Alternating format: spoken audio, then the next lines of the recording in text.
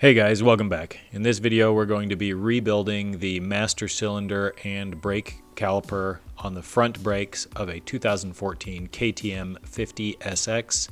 This same process should apply to most of the KTM mini bike models from about 2002 to 2021, as well as the mini bike models for Husqvarna and Gas.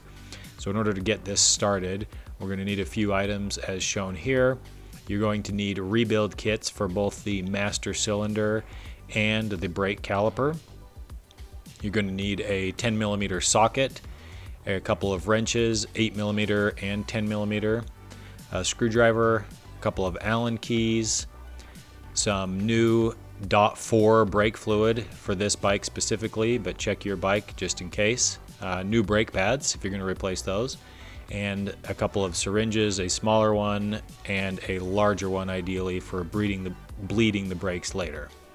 To get started, we're just going to go up to the master cylinder and remove this dust cover, as well as the reservoir cap for the cylinder.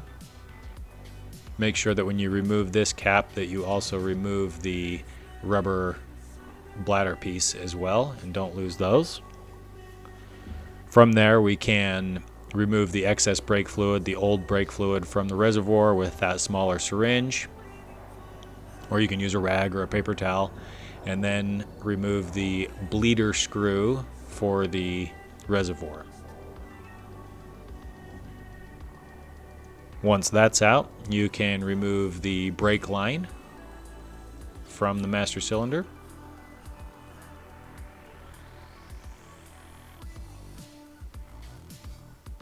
And then remove the whole perch from the handlebar.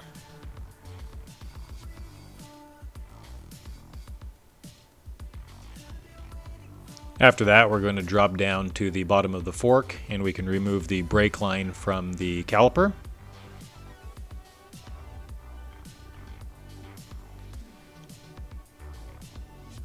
And the caliper from the fork tube.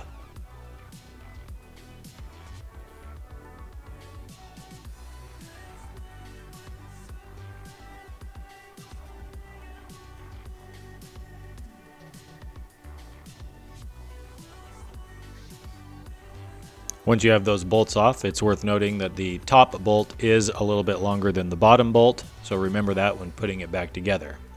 Now that we have the caliper ready to work on, we can start by removing the C-clip off the back side of the caliper and the bleeder valve. Once that's removed, we can work on splitting the caliper. This caliper is held together with 3 bolts. One of them we have already removed when we removed the brake line from the caliper and the banjo bolt. The next one is that pin that the brake pads slide against, and the third is just a regular bolt. Remove those and organize the components of the caliper, and the next step will be to remove the pistons from the caliper. In this case, I'm going to use compressed air to plug the inlet hole on the caliper and blow air into the area of the caliper where brake fluid would normally be. This will compress the system and shoot one of the pistons out of the caliper.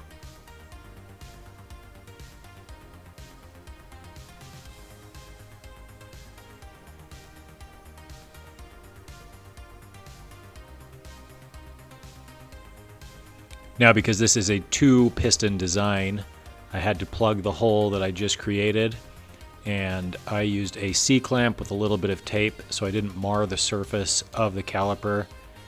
That created enough pressure for me to use the compressed air to remove the second piston.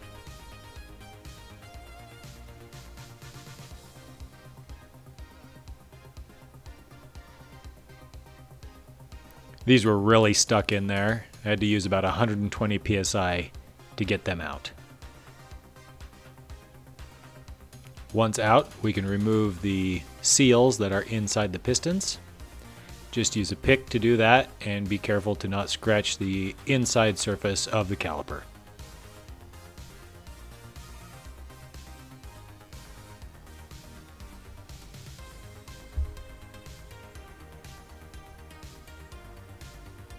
Now that you have the caliper disassembled, feel free to clean up the calipers with some brake cleaner. Make sure that all your components are clean and free of debris and dirt.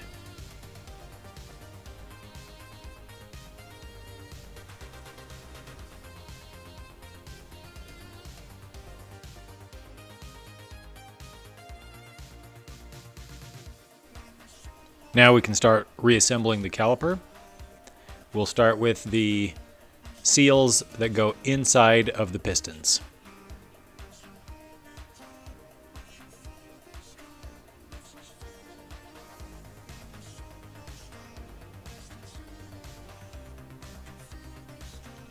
To do this, I've prepped a small bit of brake fluid, and we'll use a Q-tip to lubricate all of the surfaces and the seals that are going to be replaced.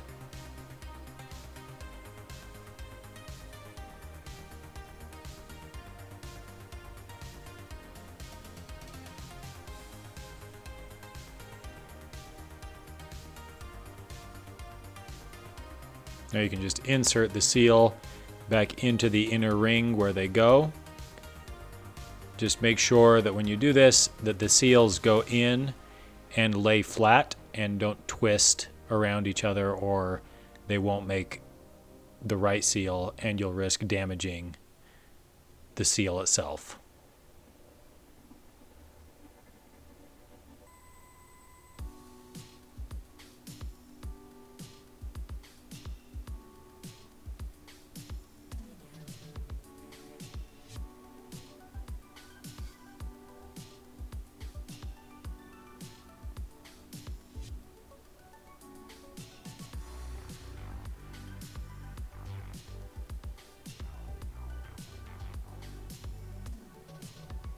Now that we have the seals in, we can replace the pistons.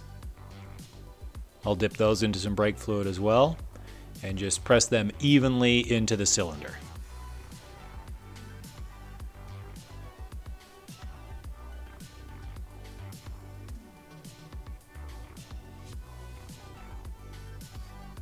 Now repeat the process for the other side.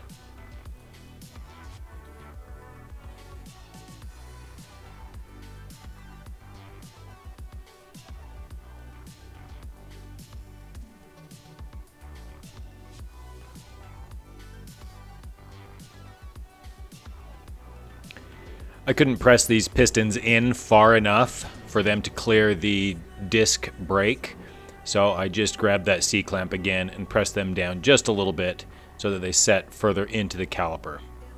That way I wouldn't have any issues when putting them back on the wheel.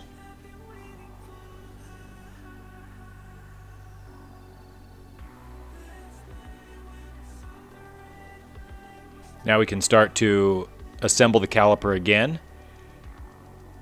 You'll just need one O-ring that goes in between the two calipers, as seen here. And as always, make sure you lube that up just like the rest.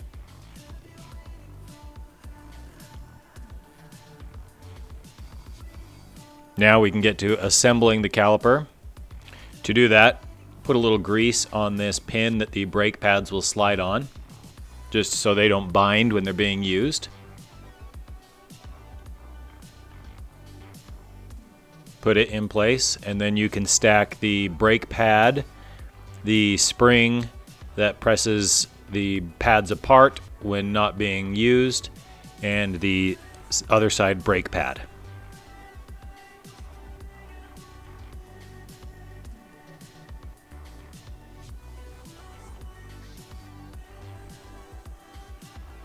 Make sure that O-ring doesn't fall out of place when you're putting these back together, and you can start to screw those tight together.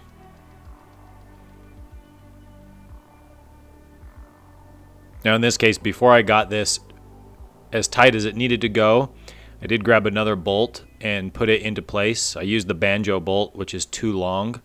It won't actually clamp down without the brake line on it, but it did align the calipers where I needed them so that I could tighten down the other two bolts and know that the caliper is lined up properly.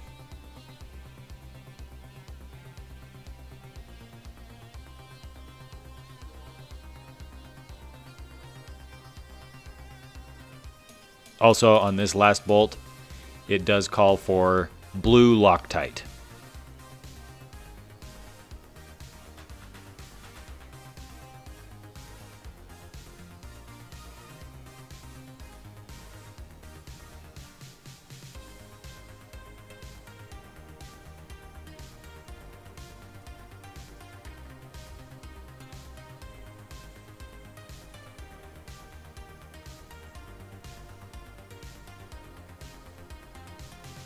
Don't forget to add the C-clip on the back side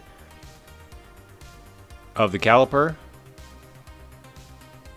Your kit should have included a new one. If not, reuse the old one. And this step is not necessary, but I did use that small syringe to put some brake fluid into the caliper before installing it in hopes of avoiding air bubbles when it came time to bleeding.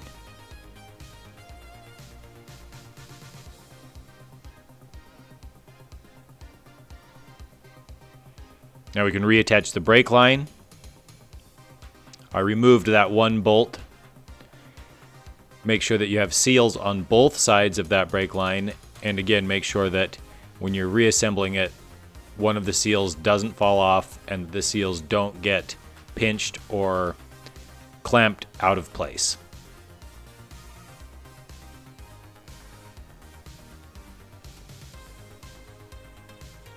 Tighten this bolt down, but don't fully tighten it yet. You may want to adjust it once it is back on the bike with the wheel installed. Now we can move on to disassembling the master cylinder. To do this, you'll want to remove the lever.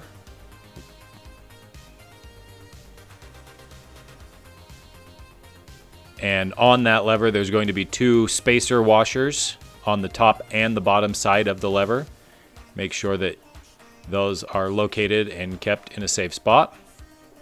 And also a pin, a push pin or a push rod that goes between the lever and the plunger in the master cylinder. Mine fell out right there, so don't lose that. Now we can disassemble the master cylinder. Use a pick to pry out this retaining clip. And once that's out, you should be able to pull out the whole assembly. Take note of how it looks and which way your seals are. If your kit doesn't come assembled, you want to make sure that your seals are put on your new components in the correct direction. In my case, the kit was already assembled apart from the spring, so I didn't have to do that. But just make sure that all your passages are clean. Clean everything up with a brake cleaner that needs to be, and prepare for reassembly.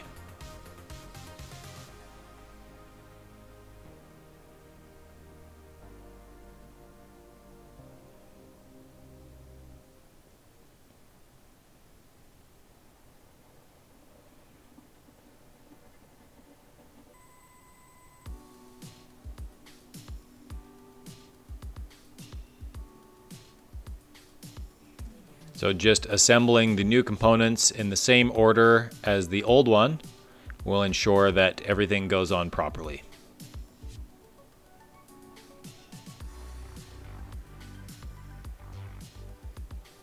And again, lube up any of those seals so that they don't bind or tear when being installed or used for the first time.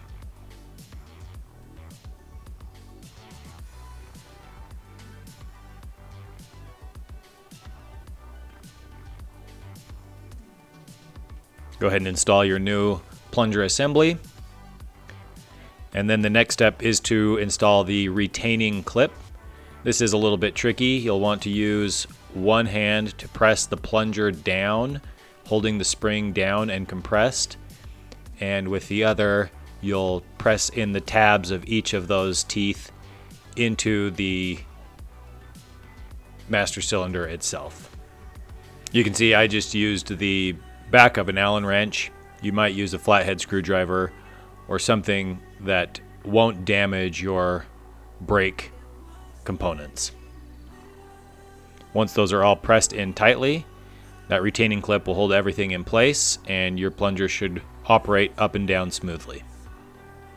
So at this point we can reassemble the brake lever assembly. I have to apologize, I lost some footage at this point, so to reassemble it, you'll just follow the same steps as to disassemble it, but in reverse order.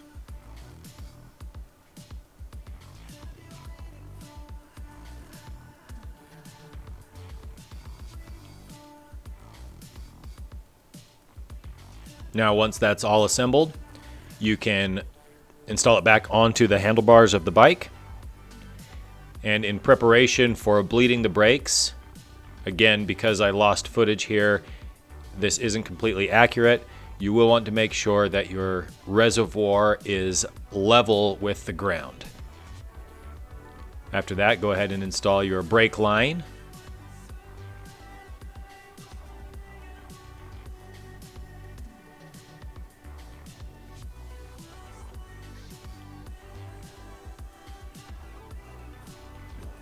And we can move down to the lower fork tube again and install the brake calipers. Manual on this also calls for blue Loctite on both of these mounting bolts. And remember, the longer of the two bolts goes on the top. Tighten those down and torque them to 14.8 foot-pounds or 20 Newton meters.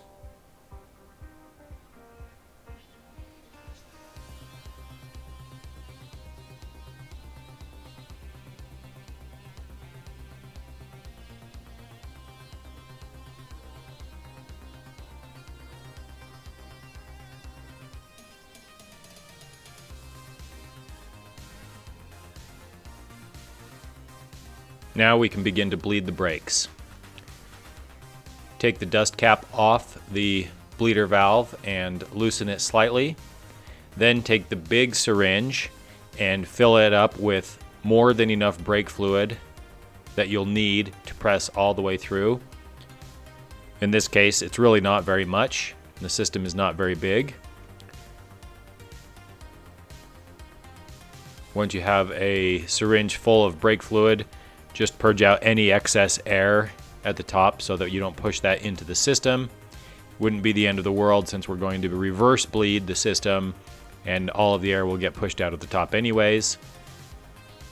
Once you have most of the air out of your syringe, just press that tube over top of the bleeder valve and slowly start to press fluid through the system. Make sure that the screw on the top reservoir is not in place because that is where the fluid will start to come out of. And as you start to press all the fluid through, you'll notice fluid will come out of that hole and start spilling out. And just keep pressing through until the fluid flows all the way through that line and up out the hole without being frothy or bubbly. Once you get to that point, you can close your bleeder valve here, reinstall your wheel if you took it off. Side note, the torque value for the axle bolt is 40 foot-pounds. You'll want to add more fluid to the brake reservoir so that we can now bleed the brakes. You'll want to pump the lever several times and hold it down. And as you do that, you crack the bleeder screw that's at the reservoir here. This will purge out any of the air from the line and the system.